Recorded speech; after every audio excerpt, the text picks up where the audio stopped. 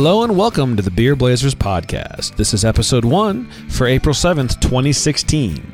The Sound of a Whistle Pig. Recorded on location at Whistle Pig Brewery. This is Beer Blazers. Hello, and welcome to the first ever episode of the Beer Blazers podcast. I'm your host, Eric Johnson, and I'm joined by Kiri and Eric Beeler. Hello. Two of the many Beer Blazers that you'll hear over the years of the podcast. So we're sitting at Whistle Pig Brewery in Colorado Springs. They were kind enough to let us come in for our first episode, so we really appreciate that. Yeah, it's great. It's a brand new brewery, as we are seeing a lot in Colorado, right? Just a number of new breweries opening up all the time. Yep, and so we'll give you a little bit more information about Whistle Pig here in a minute, but first I just kind of wanted to let you guys know why we're doing this and what we're doing, right? So really what it comes down to is Kiri here wanted me to have a hobby for some reason, and so she decided you looked like you needed one. I looked like I needed one, and so she decided I should start podcasting again. And for those, and you have some podcasting background. Yes, yeah, okay. Chicory with one of my friends. We do, I don't know, it was all tech, geeky, pop culture stuff. Yeah.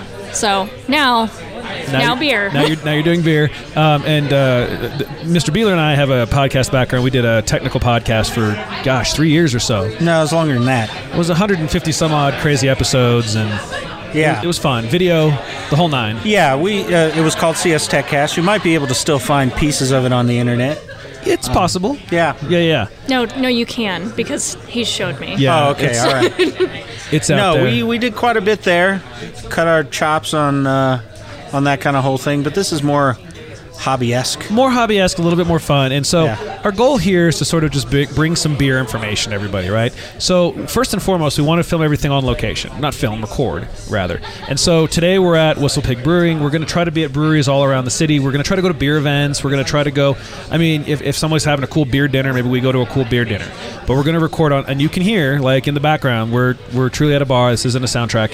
And so if you hear someone break a glass or a blender fire up, that's why. But hopefully... We might add a laugh track, though. We definitely will add a laughter, like a Friends style, just like... we could get those kids back that were sitting at the bar. Yeah, they were so into all the stuff that was going on over here. Yeah, we'll get them over to just kind of giggle once in a while. Yeah.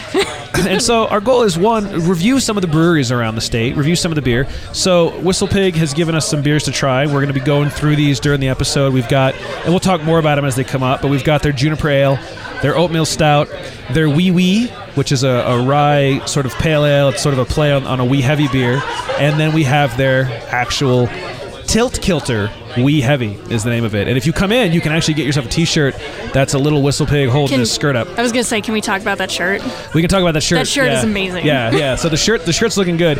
And so we're gonna chat a little bit about beer, give you our opinions of the beer, try to maybe provide some beer and brewing news. That's kind of the goal of the show. Someone just came in, heard the ding. Bing. And most episodes we're going to try to get an owner or a brewer to sit down and give us some information about the establishment. And today we're going to have Rob Beers, one of the owners and brewers, come and talk with us. Not a stage name, by the way. The man is named Beers. Like, that's his last name. I don't think he gets much better. Like, I don't know what else you do with that last name. I don't either. Pickup line, maybe? Clearly maybe a pickup line? Yeah. My name's Rob. Want a drink? You have to use the last name. Sorry, Rob, if you're listening to this episode later. Obviously you will. So, anyhow, that's why we're doing what we're doing. Look for us to have episodes every week at different breweries and just drink some beer and have a little bit of fun, and nothing's off limits. That's it. Nothing's off limits. That's it. Nothing's off limits. Yeah. Take us on your commute. Yes. On your way to the brewery in the afternoon. This is a good afternoon podcast. While you're drinking. Absolutely. Or while you're drinking. Clearly while you're drinking. And if you're drinking, if you're out and you're getting your drink on, check us out on Facebook, Twitter, Instagram. We have all those at /BeerBlazers, or hit our website. And I'll give this at the end of the show. It's beerblazers.com. But also, if you're out there drinking and having a good time, or you're at Whistle Pig and you want to tell us what you think, give us a call, 720-263-0337. Leave us a voicemail. Tell us about your experiences, and if we like it, we'll put that on the show. Yeah, we'll put it right on. Yeah. So, by the way, disclaimer, anything you leave on voicemail is podcast fodder. Oh, you may use that. Yeah. Drunk dials. Drunk dials well encouraged. We have the iTunes explicit tag, so don't worry about that. This isn't a family-friendly show. But at the same time, we're not going to kill anyone. So kids might enjoy beer talk. You have experience calling in to podcasts drunk. I do like podcasts, and I like Vegas-based podcasts that let me. Little shout out to 500 by Midnight. I've called into them. I've drunk dialed them when we've been in Vegas, and I expect the same in return from some of these people. Okay, all right. So anyway, that's what we're doing. That's the show. Normally, this would sort of be our bantery time, which I feel like we've been doing, and so.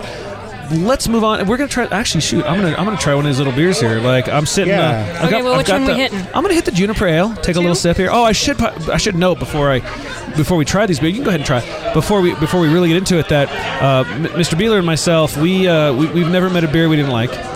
Sort of like there's beers we don't like, but we drink beer.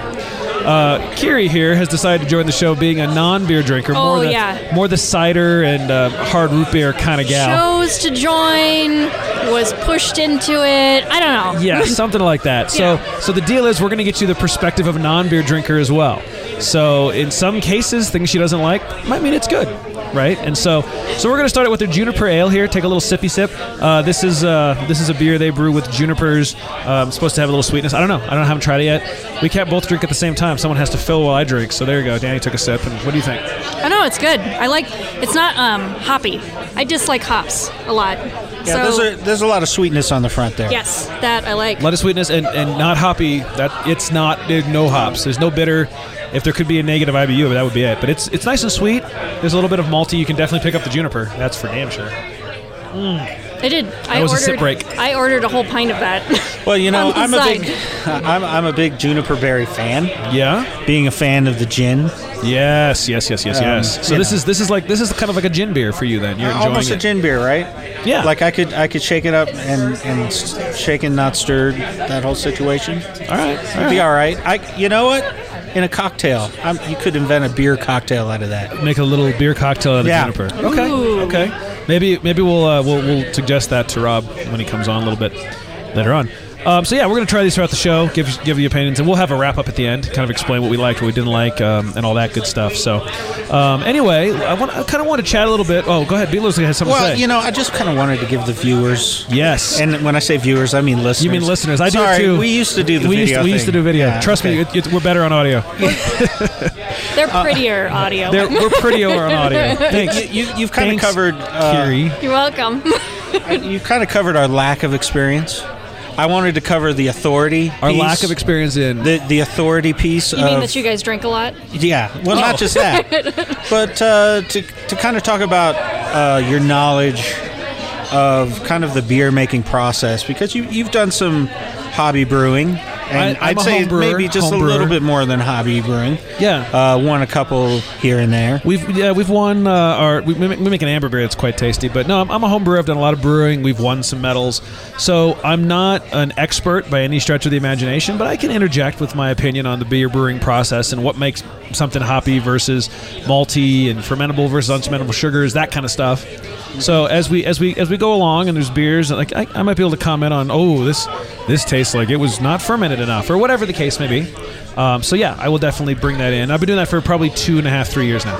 So yeah, so you're the authority on the show, and then we're like Gilbert Gottfried.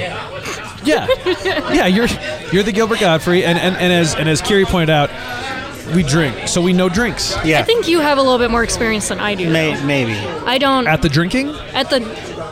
Yes, Gilbert absolutely. Gottfried. But I mean, like at the beer thing, like just in general, you understand the flavor complex behind it. Yeah, and the taste. it takes a while to get through all those beers. I have but I've been through them bitter, a few times. And blah. Icky, bitter, and blah. And this one I could maybe drink. When you talk about beers, it's almost like you talk about wine. Absolutely, right? Absolutely. You'll talk about the qualities, the sweetness, the bitter qualities. You'll equate them to something else. A berry or a mineral or something like that. So when you're thinking about it, just kind of think in your mind about, how does this compare to something else? It helps you pair up, personally for me, really pair up beer with food, really. Right. So which you guys would be way better at. pairing beer fruit. Oh, yeah. And I think and I think we're going to try and do some of those episodes where we do some beer food pairing.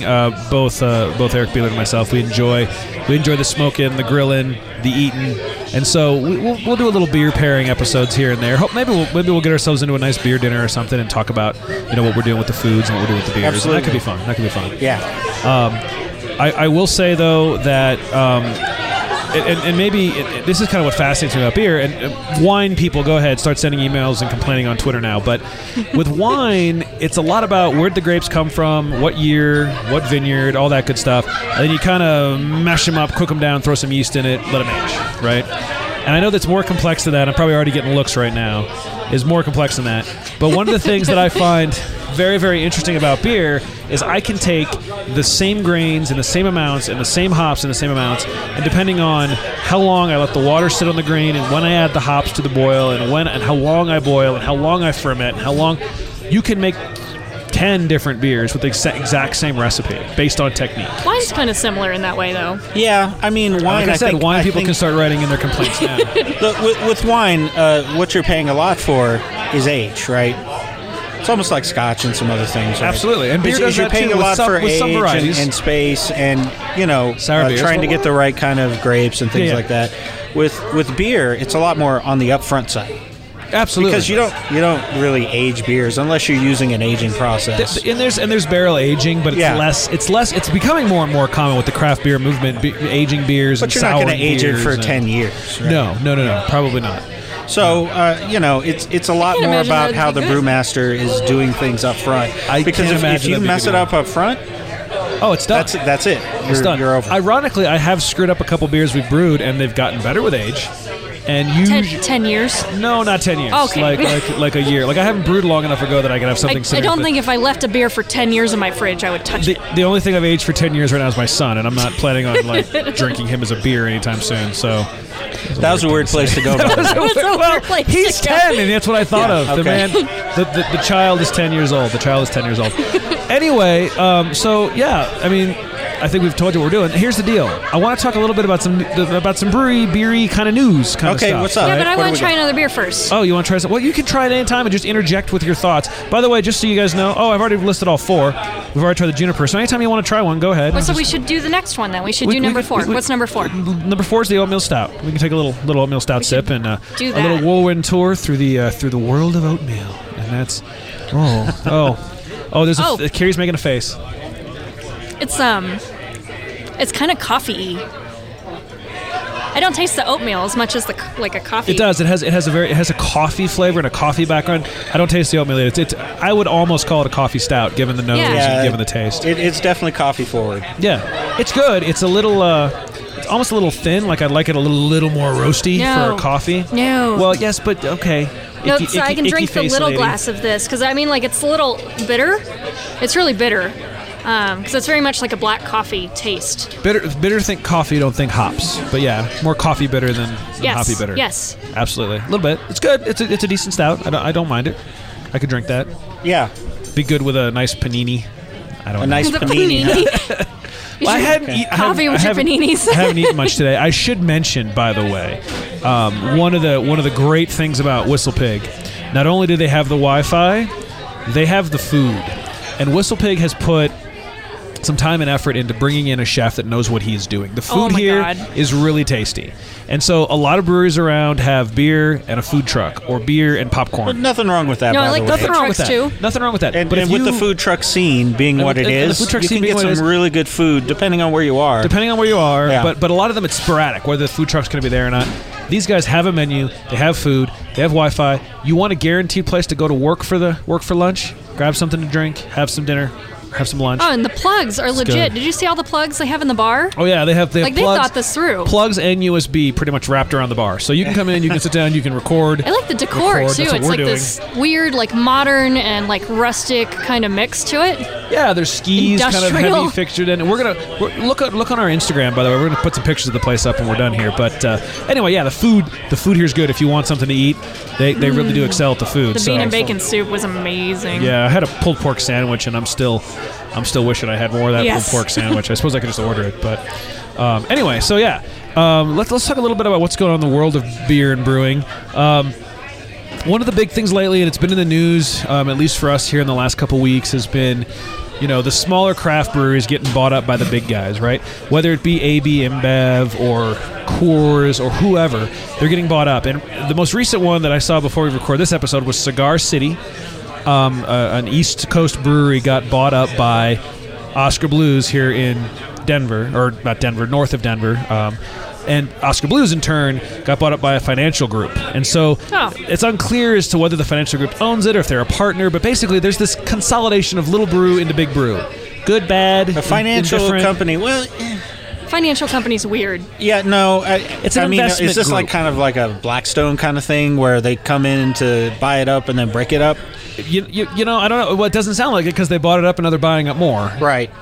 I mean, and so the question really with this is do the small breweries continue to get to operate at times? And okay, so think Goose Island. Goose Island got bought up, but not a lot of people know that they're no longer a small little brewery. Ballast Point is now part of a bigger just got bought this summer. Yeah, and so or not this summer, but this winter. Yeah, they've been bought up, and so. The thing is, I mean, on the good side, I can get Goose Island IPA at places where I could usually only get Coors Light. True. Is it good? Do they? And so far, they've maintained their autonomy. Yeah. Do you think that'll continue, or do you think eventually my beer gets brewed in a big brewery? Here's the thing about running these smaller breweries, right? It takes a lot of capital. It takes a lot of investment. You have to set up the systems. You have to have the space. You have to have the employees. Time. You've got to get those beers into liquor stores, into restaurants. Right. That's Well, most of the breweries here sell growlers or like can beer and stuff like that to supplement just all of the stuff that they're doing. Right, so, but having a canning system or having a bottling system for distribution. You've got to really get on it really fast, right? Right. You've got to get some distribution out there. Now, in a lot of states, they have the 3-tier method.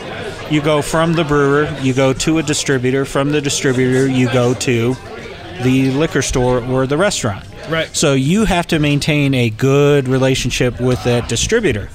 If you don't have a good spot with that distributor, you're not going to have a good spot in the store. Now, if you now we have independent liquor stores here in Colorado. Mm-hmm. It just depends on where you go in the country, on how that's going to be set up. But lots of liquor stores look like they're set up by the distributors, and the distributors are really treated well by the InBevs, etc. The large corporations. Because they have, as with most things, the money greases the wheels. Yeah, absolutely. Here, so you'll see the liquor store set up right in front of your face is the Budweiser, the Coors Light. Absolutely. All this kind of... Yeah. And so it's a competitive advantage for a smaller brewery to say, listen, I'm going to cash in.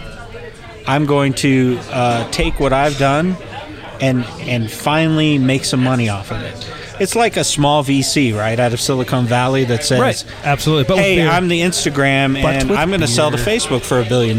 Why not? I'm going to cash in. It provides, an outlet for small breweries to be able to go in and get their beer out there. And I feel like that's only a good thing, right? But the negative side. Let's look at the negative. Well, I mean, if they were to come in and take over, then that's bad, right? But they have. Well, in some cases, I know that some of the breweries have been allowed to continue to sort of do their thing. They get to innovate the way they want to innovate. Sure. They're still brewing the beer because it gives them a leg up in the viewpoint of the consumer. Absolutely. The consumer is paying $4 to $5 more, right, for a 6-pack, a 12-pack of that beer, right, than they are for the Budweiser or the Coors. Yes. And that's a lot of profit if you can get scale and economy out of that beer. Yeah, no, absolutely. And I think, but here's the thing: do the small breweries continue to do their own thing and they just get distributed through Coors, Budweiser, whatever it is, or do eventually we get to the point where if I walk up to Coors Brewing in Denver, out's coming Ballast Point or out's coming, Cigar City or whatever it happens to be, right? I think at that point, when you get to a distribution of that size, they're going to go for the cheaper ingredients, right? They may. I mean, Coors Light and Miller Lite continue to be the two most popular beers in the United States, like by a long shot. Sure. People drink light beer. And even then, the Budweiser got bought out by a big conglomerate. right a few years back. Absolutely, yeah. Budweiser. Even Budweiser wasn't big enough they're to now part keep of, off. I think that's AB InBev. Yeah, is now AB the name of the InBev. company. Yeah, absolutely. So I guess the big thing is, I mean, the reasons why these small breweries step up is they don't have the money or the capital to invest in the next level. And sometimes they don't want to. And sometimes they don't want to. There's a lot to be said for kind of the concept of keeping things local, keeping things very controlled as to what they want. Oh, drink local is a big movement, especially here in Colorado. Drink locally is a huge movement. I mean, drinking locally, buying locally. I mean, that's like huge here. So I think that's kind of the benefit of staying solo and not selling out. But I think inevitably, once you sell out, your distribution gets big enough, your popularity base gets big enough, that now you have to brew in the large facilities. And the little guy that was the guy who started it is no longer the one doing it. And let me ask you, do you think that the ability to continue to be creative is still there? I mean, yes, you have your signature brew, right? Yep. That's what got you there. That's what got you bought out. I think that depends on the That's contract. what got you the payday. Yes. You write with them. Yep. And right? I think it's going to be situational. And, most of the ones I've seen, they've kept their autonomy a little bit and they're able to be creative. Because we see a lot of collaboration beers, right? Collaboration beers are huge. We have a collaboration fest. I believe it just happened earlier in March this year. Do you get to do that when you're bought out by a big company? Oh yeah, but I think there's more red tape to go through when you do that, right? Well, it depends, and the big companies participate a little bit. And I will say this: 2 years ago, I went up and I did a Sour Fest up in Denver. I went to Avery's Sour Fest. They do it every year. I'm hoping to go again this year. And I'm still mad about it. But one of the best sours I tried was a sour made by AC Golden. And for those of you playing the home game, that's a Coors. Listen. And it was really good. I'm not going to say these guys can't make a good beer. It's true. They can make a consistent beer, to be sure. Absolutely. They have all the equipment to do that and the science to do that, and they pay very well for their brewmasters. Yeah. But at the end of the day, that's not their bread and butter. Right. It's not. And I think that, but the difference is I can come in here, someplace like Whistle Pig, and today the Wee Heavy might be like my favorite beer in the world. And the next batch, it might be a little bit, not as good, or might be even better. And I think that's sort of some of the charm of the small breweries, right? I can come in and it's a little bit different every time. You like the Russian roulette of beer? Russian roulette, but it's a little bit different. Did they make it better? Did they change up the recipe? Coors is Coors, and I've never had a Coors Light that didn't taste like a Coors Light. Well, absolutely. I mean, this is the McDonald's operational concept, right? Coors Light. Sorry, As Coors. You go, they're not going to let us in. They invented. They were part of inventing the frozen French fry. Why? Because you couldn't get a consistent potato throughout the year. McDonald's was big so on you freeze them when they're ready, and then they come out the same every single time. Absolutely, and that consistency helped them. See, and I think once you sell out to a major company, that's what you want. You want consistency. Consistency, it's and cute I think when it's a little local shop, and you're like, cool. I don't know what I'm going to get. It may be really good this time. It might not be so great this time. But I mean, if you're going to go on like a national scale, you're going to want consistency. Yeah, absolutely. And I think that's what buys you, and it also buys you a wider distribution, a wider audience. Yeah, absolutely. And some of these quote unquote independents are big enough to be so national. Yes, and some are. Like you take a Sam Adams, right? Sam Adams, Bristol here in Colorado. Bristol's a small little brewery here in Colorado. They distribute all over the place. Fat Tire's national. Fat Tire's huge. From New Belgium. New Belgium's a pretty big brewery, though. It is a very big brewery, but they still have kind of a local concept. They're big on recyclable. They're kind of medium beer. They're not big beer. They're medium beer. Definitely. So. But still, I mean, when you go and you say, hey, we're going to put our stuff in bottles and cans. Yeah. Like that's a Budweiser move, right? Right, because usually you dropped all your money on the damn bottling line, and now you're like, I got to buy a canning rig too? Yeah. And that's more money, and that's more... so interestingly, kind of a tangentially related topic, I like words like tangentially, by the way, is Colorado's been back and forth over the last few years, and they've been... for those of you that don't know, we didn't used to be able to buy alcohol on Sundays here. So liquor stores were closed on Sundays. That was probably, 5-6 years ago that they changed that law over, and now we can. So the other thing they're trying to push for is, can you buy full-strength beer in our grocery stores? So in Colorado, it's 3-2 beer in a grocery store, which basically limits it to Bud Light, Coors Light. New Belgium, I think, has a 3-2 beer they make. Wasn't it the liquor stores or the breweries that were actually really against that? Well, the liquor stores and the breweries are against letting the grocery stores sell it. Yes. And it kind of speaks to the same thing. Does that stifle the small guy because they can't afford the big distributor to get them into King Supers or Kroger's, but they can afford the small relationship. And if you look at our mayor, the beer mayor, Mr. Hickenlooper. Mr. Beer Mayor. Yeah. Why are you calling him the beer mayor? Now you got to explain. Given the no, I'll let him explain. But I'm just going to say, given the current political climate, I would vote for the beer mayor. Okay. Well. Okay. That's another podcast. But he's an owner. He's an owner or was an owner of a couple different breweries. And he spoke pretty eloquently on the fact that if you open it up to these big locations like the grocery stores, the Walmarts and such like that, they're going to have the same beer in the same places, and they're probably going to concentrate on the macro beers. Yeah, absolutely. And I don't know if you've ever been to Washington, where the liquor is state controlled, but they have the same stuff everywhere. Absolutely, yeah. The wine and beer is sold in the store, and it's the same every single place. And I've done for work. I've been up in the Seattle area quite a bit, and when you go to Seattle, like I'm used to there being a liquor store in every corner, every other corner. If I want to go get a 6-pack of beer, I can 2 minutes away. And whenever I traveled up to Seattle, it was a 10-15 minute drive to go to this liquor mecca. And don't get me wrong, the liquor meccas are cool, and they're big, and there's every beer you can imagine, but I got to drive a half an hour to get to that. 20 minutes to get to that. Seattle is one of those places that's really popular for breweries right now. Absolutely. They've also got breweries that are coming up, and so it's a different environment, but I think it kind of showcases... Shout out to Red Hook, by the way. Shout out to Red Hook. I went over there when I was in Seattle one time. They have a great little pub right attached to their brewery there. I thought they were out of Portland, or is that... No. What my thing that's out of Portland? There's one up there that's just outside of the... Well, it doesn't matter. Yeah, there's probably several. Red Hook is over... They've got a spot over in wine Bellevue. country. They're up north of Bellevue in wine country. Just down the road from Chateau Ste. Michelle, the winery. The winery. Is Red Hook. And... But anyway, then you can get yourself a salmon burger. Ooh, I like a salmon burger. But so I mean, I guess bottom line is words I don't understand. But sorry. But bottom line is it's like any industry. If I'm a small band and I want my CD in Best Buy, that's not going to happen. But if I want my CD in like mom and pop's music store, which by the way don't exist anymore. Yeah, and that's what I was going to say. That's craft brewing. Is that true? It's craft brewing kind of turning that whole thing around. Is it turning it around, or is it pushing toward the big guys? Because now the big guys, it depends on if they need a distributor or not, right? And so Colorado, here's what I know. Here's what I know is the big guys have tried to make their own craft brews. Yes.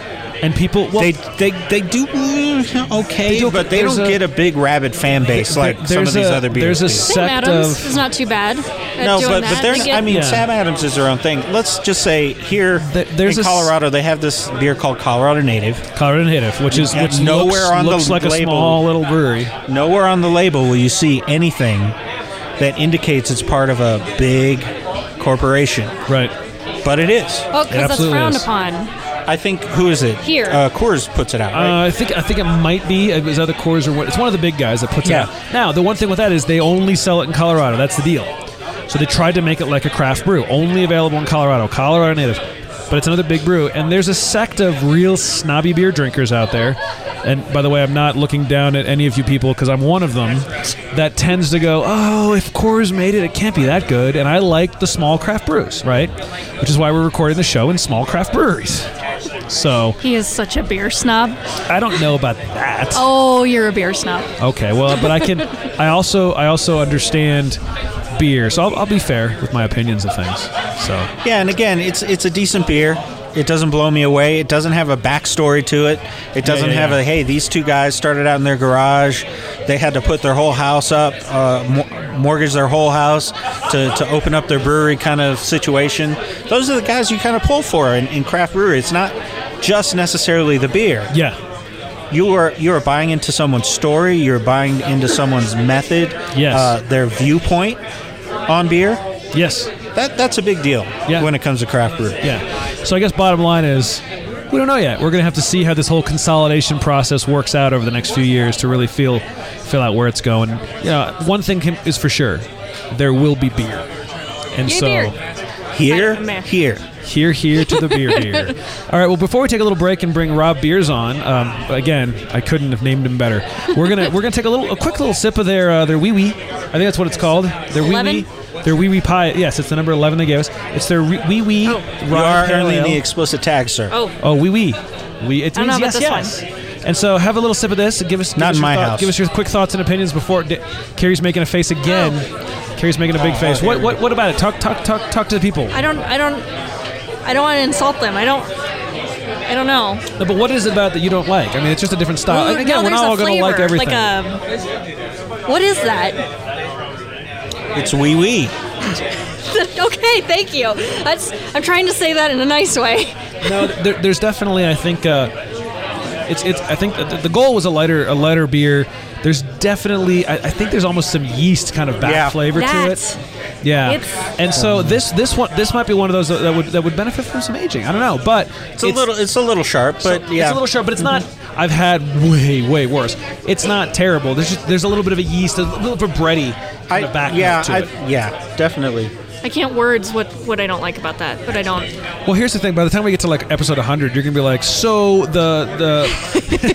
there's some off flavors because I mean you're gonna.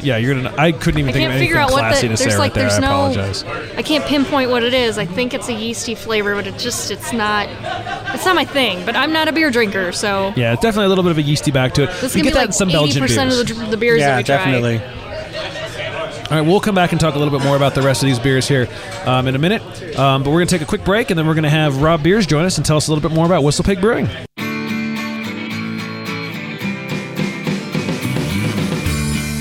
All right, we're back, and I'm joined by Rob Beers, one of the owners and brewers here at Whistle Pig Brewery. Thanks for coming on with us, Rob, and chatting with us. I appreciate it. Thanks for coming out. Yeah, really, and thanks for letting us come in. Like, it's letting us use the space and chat a little bit about the beer. It's always appreciate it. Good to have it. By the way, you couldn't have made a better last name. Like, it's not a stage name. Like, that's your name, and you went with. I mean, that just worked out great for you. Yeah, it really did. It's kind of preordained. If only I'd known. Yeah. So you guys have been open now for a month, 6 weeks, something like that? Yeah, this is right on. Since our hard opening, this Saturday will be 5 weeks. Okay. And what? This was the first thing I asked when I came in. You've got the Whistle Pig mascot. Why the Whistle Pig? Well, and what is a whistle pig? Whistle pig's a marmot, very close relative of the groundhog. Really, it came about as growing up outside in the wild here in Colorado. Between backpacking, hiking, climbing, riding, you name it, fishing, camping, Colorado lifestyle. Okay. Eric and I, who's the other brewer, one of the other owners as well, we spent our teenage years doing all of those things as much as we could, and came many close encounters with whistle pigs, and it was just kind of our nod to that lifestyle. And I met my first whistle pig when I was 12 and wound up sharing a peanut butter and jelly sandwich with him on the top of Pikes Peak. And I assume that wasn't intentional on his part. Okay. I think he was really happy to have it, but he made lots of eye contact and wouldn't let go. So we shared the peanut butter and jelly sandwich, and everything was polite. And so ever since then, I kind of had a soft spot for whistle pigs. Okay, cool. So kind of a throwback to just your Colorado heritage. Yeah, just a nod to how we grew up, and without trying to be too over the top or too obvious about it. Okay. And what made you want to get into what is, I'm sure, a crazy career field of running a brewery? It is so much more than we thought, and at the same time so much better in a lot of ways. It's very challenging and very stressful, but we actually had a plan to do something else. Eric and I had wanted to do a business together for a lot of years. We've been friends since late 80s, 84, well, I guess mid-80s, about 84 or so. And our idea originally was to follow the water home delivery model.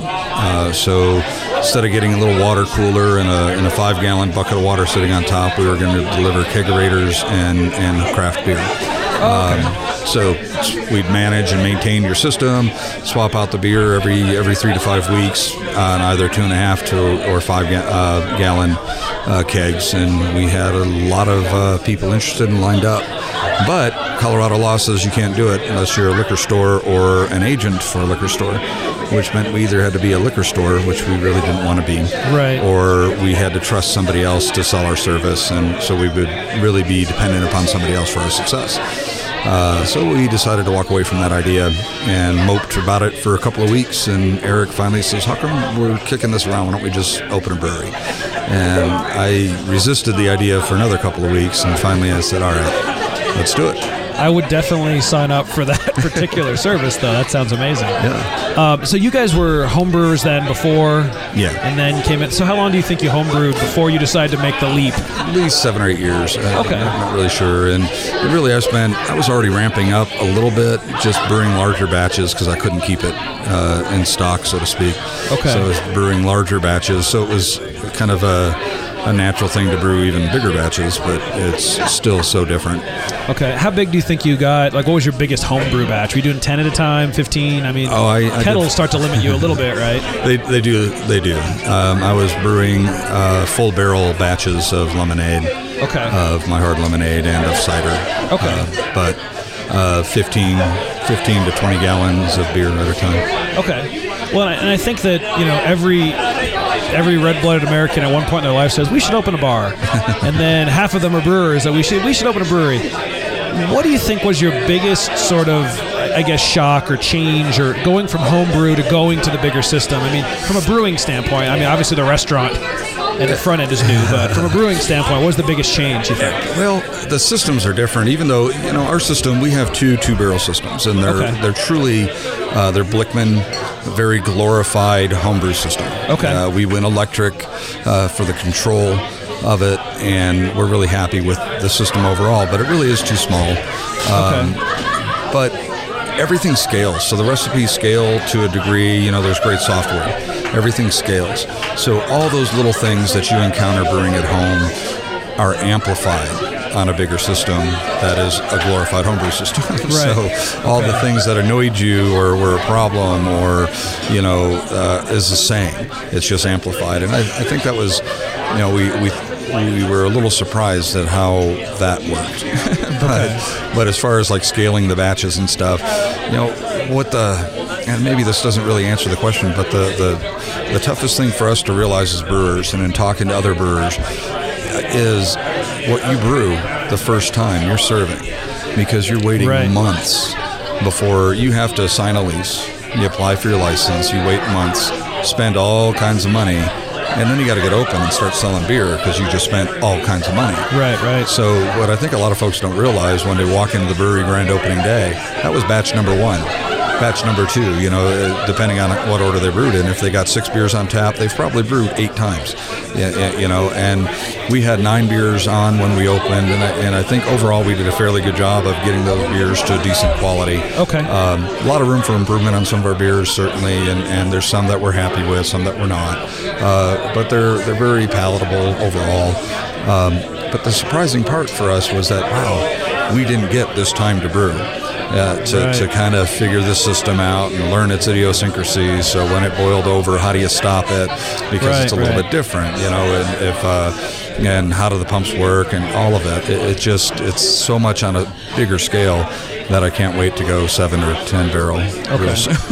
How often are you guys brewing right now, like every week, to try to keep up with the demand? Because you've got 12 taps in here. Right. I know some of them, you've got some guest taps in, but how often are you brewing to keep up with that? Right now we're brewing quite a bit because we ran out, as you might be aware. We had some bad advice, which is fine. Happens with everybody. Yeah. When we installed our taps, we had some bad advice. We had some very bad foaming issues. We sold a lot of beer in 10 days, but we also dumped a lot down the drain. And so trying to play catch up and figure out what our cycle is has been really rough. And so last several weeks we've been brewing 5 to 6 times a week. And so a lot of 17-hour days between my day job and here, a lot of 14-hour days anyway. But right now this week we've already brewed 3 times. And it's Thursday. The plan is to brew Saturday and Sunday as well, so we'll have a full 5, if not a 6th batch by Monday. Okay. And that, I think, is going to get us closer to where we need to be schedule-wise. So we should be to a point where we might brew twice a week. Okay. One of the things you guys have that I think is great, and you look at a lot of the Colorado Springs breweries specifically, they don't focus a lot on food. Right. And you guys decided kind of going into this, you wanted a chef, you wanted food, you wanted to offer that. Yeah. Why was that important, and what did you guys do to make sure you had a good offering in that area? It goes back to controlling your own destiny for us. I think the trending of the warehouse brewery in Colorado Springs is going to be more and more difficult to sell, and that's just my personal opinion from research and such. And for us, it was, again, if we're going to do it, go big, go home. Yeah. And try to do it with a good offering, different experience when you walk in the door to the time that you leave, down to the food. It's a brew pub, and people hear that and they're thinking fried foods, this, that. It's a lot of grease and a lot of but it really, we didn't want that. So trying to get a chef for us, we actually met Bobby through our carpenter. We had we opened the place up and had a bunch of folks come in, contractors come in to quote and bid the work that we were going to have done. And our carpenter came through and he said, hey, love the place. There's somebody you got to meet. And he called Bobby up, and that's Bobby Couch. And Bobby came up, walked through. As he left, he handed me his business card, said, hey, I think we can do something special together. Give me a call. We called him. We went down to Tony's downtown and had some beers and some food, and we started talking about what Eric's and my vision was. Okay. And Bobby, within minutes, was finishing our sentences, tag teaming ideas, just really, really got it. And it was kind of a special meeting from the beginning. So it's from that we looked into each other, and realized who he was and what he could bring to the table, and hopefully heard good things about us as well. And we knew that was the guy that we wanted to have. Oh, that's cool. Yeah, and I got to tell you, I have the kind of job where they don't mind if I have a beer at lunch, and it's hard to find a good brewery where I can get something to eat around lunchtime, and so it's nice to have a place with food and beer and the whole atmosphere. Yeah. Are you guys at all skiers? I noticed a lot of, or is that just kind of the Colorado sort of nod? Definitely. We skied a lot. If we weren't in the summer, we were backpacking, hiking, climbing, fishing, camping. In the wintertime, we were snowing. We were up in the snow, playing, getting on skis, taking sleds with us, so that when we were done skiing, we can sled in the dark and just whatever to be in the mountains and in the fresh air and the outdoors. So the skis were part of that. Originally, the skis were going to be the bar. We were going to epoxy, oh, really? Yeah, we were going to inlay the skis into the bar, but it was such a complex thing for the guys that were going to lay the epoxy that it elevated the price beyond anything we could do. So, I imagine it had to be pretty thick to support the tips and everything else on the ski. To get the skis in there and to make it look right and get it clear, and it just really overcomplicated it. So we went with concrete, and we've got for the it looks great. We got skis for the bar. Yeah, the bar rail. Yeah, the bar rail. Yep, and I mentioned it earlier, and I mean, you've got the plugs and the USB all the way around, so people come in with phones or laptops or whatever, they can sit, charge. Another great thing for remote workers that want something to drink. We get some guys in that'll come and stay and do some work at the bar, kind of like a coffee shop. And we were hoping to establish a little bit of that atmosphere that, we're food and very restaurant-styled food, very quality eating, but it's not like you got to eat and go. We're not looking to turn your table over. If you're still wanting to hang out and talk and visit like you would in a brewery, please do. That's what we want. Cool. And before I let you go, I mean, anything new, exciting that you're looking to brew coming up? Any special styles? Anything you want to try to do? Oh, always. There's always something neat. Obviously, you got to catch up with the base stuff, right? But we do, yeah. And even still, as funny as that, we did get the Wee Heavy out, which is a seasonal, and we're probably getting close to run out of that, and we're talking about whether or not we're going to rebrew it. But even still, we're 2 weeks out before that'll be up. I got a cider that's in the fermenter that I'm pretty excited about. It's a dry cider, kind of a traditional English. Right now it's tasting a little strongbowy to just use a commercial brew. Okay. But it trying to get a little drier, a little bit of a different flavor on it. Memorial Day weekend we'll be introducing the Pink Lemonade, the Whistle Pig Squeezins, and we're discussing some other things. And we're going to bring in, of course, I'm loving the barrel age and the oak age stuff. Right. And that's on the market now. There's some great stuff out there. Absolutely. And I think we got a couple of beers like the Oatmeal Stout that should do very well in a cask. So we're gonna give that a look as well. Oh, I'm looking forward to that. That sounds good. Well, thanks. Well, thanks again for having us and sitting down and chatting with us. Really appreciate it. I appreciate it. Thank you, Eric. And we're back. Okay, so that was the interview with Rob Beers, owner and brewer here at the Whistle Pig Brewing in Colorado Springs, Colorado. By the way, as the show goes on, we drink more beer, so things might get interesting. So I have Eric and Kiri back with me. Welcome back, guys. Missed you. Cheers. What'd you we were off at the bar. Well, did you learn anything interesting while you were at the bar during my interview? I was hanging out with the Whistle Pig. I got pictures of me and the Whistle Pig. I forgot to ask because there's the password. There's a couple. Well, the password for the Wi-Fi is Brewster's Guest. That's totally that dude's name. The Whistle Pig? It is the Whistle Pig's name. So the Whistle Pig is named Brewster. That's my favorite thing in the world right now. I forgot to ask Rob. So the Whistle Pig's name is Brewster. Yes, it is. Like Punky. Yes, I have a picture. Where's the Whistle Pig? You have a picture. He's around the corner by the... Oh, there's a stuffed Whistle Pig? Yes, there's a stuffed Whistle Pig. You've Instagrammed There's that actually for two. us, Oh, right? yes, I did. Okay, so that should be up on the Beer Blazers Instagram page. You go ahead and check out the Whistle Pig Brewster, as it were. Anyway, so we've been chugging along. I think the only beer we haven't tried is the Wee Heavy here, and I'm gonna give this a little tasty taste right now while we're sitting here. This one's dark too. This one is definitely dark. It's I can't see through it. There's no light, but it's I've dark. got to say the Wee Heavy is probably my favorite beer here. It's a very, very nice, beer. There's a nice sweetness to that. Yeah. And for those of you that I mean, if you Google the style, Wee Heavy Scottish Ale, very similar. But no, that's good. It's got a lot of malty characteristics to it. I like that one. I think there's a lot of wannabe Scottish ales out there right now. If I shall be so bold to say, you shall be so bold. That don't really follow the style. This is very good. Wee Heavy is definitely, for me, for now, the winner. They've got some more time to get their brew on and try new styles, and I'm looking forward to trying them all. These guys, brand new. Rob was saying they brew. They've been brewing up to almost 6-7 times a week right now. And so as they progress, things will mellow out. You'll get some. I do like this one though. Actually, it's pretty good. By the way, I don't know. It's too dark for me. It's too dark. It's dark. It's thick. Just a lot of malt hitting you in the face. It's very malty. Kind of the molasses sort of. Yeah. Yep. I want to have some fish and chips with this one. I would love some fish and chips. Hey, Garçon, fish and chips. Okay. I think they have an onion ring with this in it. Which, by the way, they recommend the oatmeal stout with just about everything on the menu. Oatmeal stout tends to be a pretty sort of middle-of-the-road pleasing beer, right? Yeah, probably like at least half the menu. By the way, anyone playing the beer home game, the Wee Heavy tops the scales at 13.6% ABV. That's why I like it. Right, and so the thing with the Wee Heavy is it's a wee heavy. I just want to start with a crappy Scottish accent. I'm not even going to try because it's not good. No, you should do this. No, I'm not doing. Totally. I'm not Scottish accenting up. I'm going to take a sip though. So someone say something creative. Oh, creative? Oh no. Well, what I'd like to say is that we'll be moving on to a few more breweries as time goes on. Absolutely.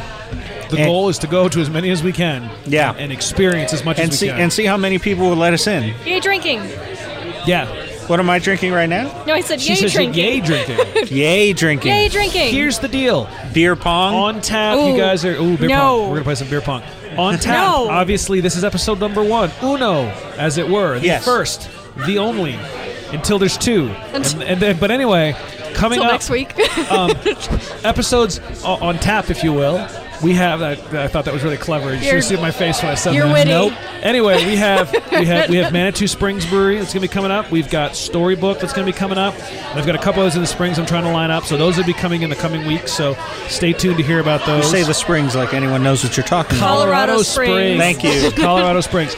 Obviously, we are in Colorado. We are in a bit of a beer mecca. Right, but we do have a couple springs, right? Like Idaho Springs. It's true. Glenwood Springs. It's true. Well, yes, there are springs. But anyway, we are in Colorado. Colorado's a beer mecca.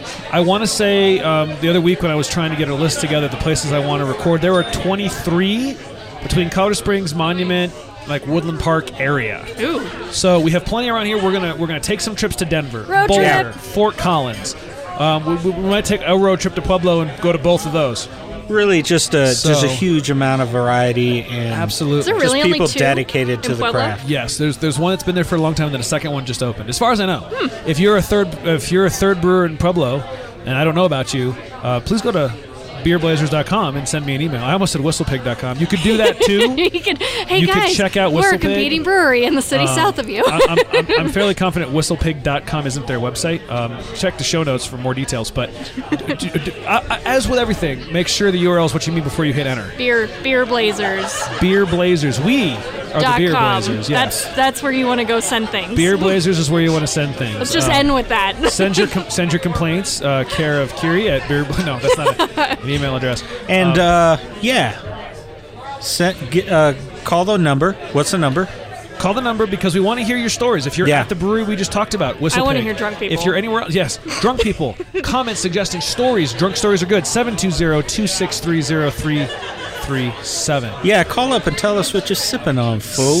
Yeah, there really? It went. Really? He dropped it. We just went there? He dropped it. He would have dropped the mic, but I won't let him. They're too expensive. No. So, before we go, let's just, I kind of want to do a quick review again.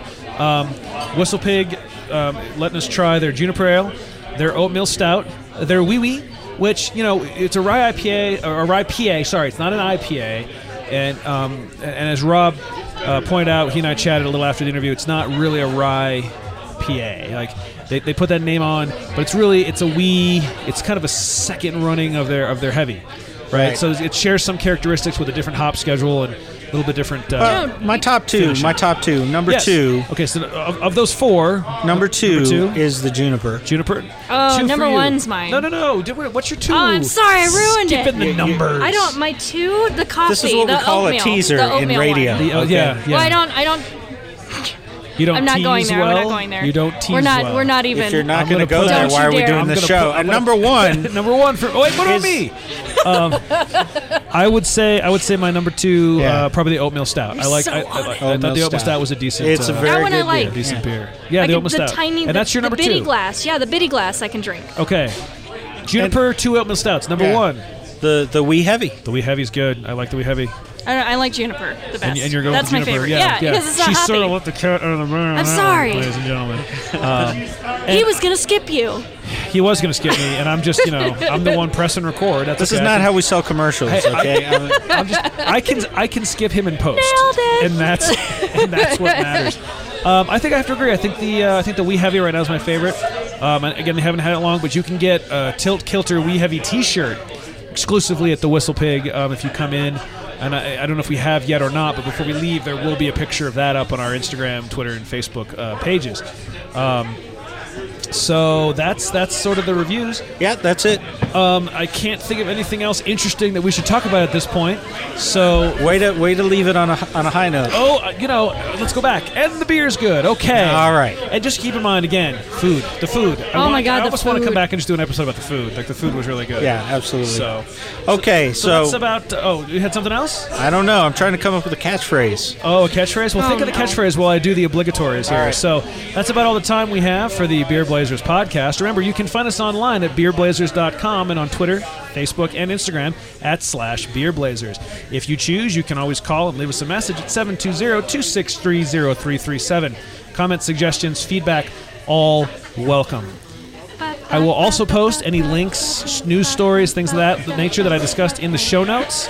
And unless Beeler has a catchphrase to end us up. Beer Blazers, blazing a trail to craft beer. Oh. No, that's terrible. All right, don't use that. Don't use that one. Let's not do that. We're going to work on that. Until next time, keep your beers cold. We'll see you next week. Bye.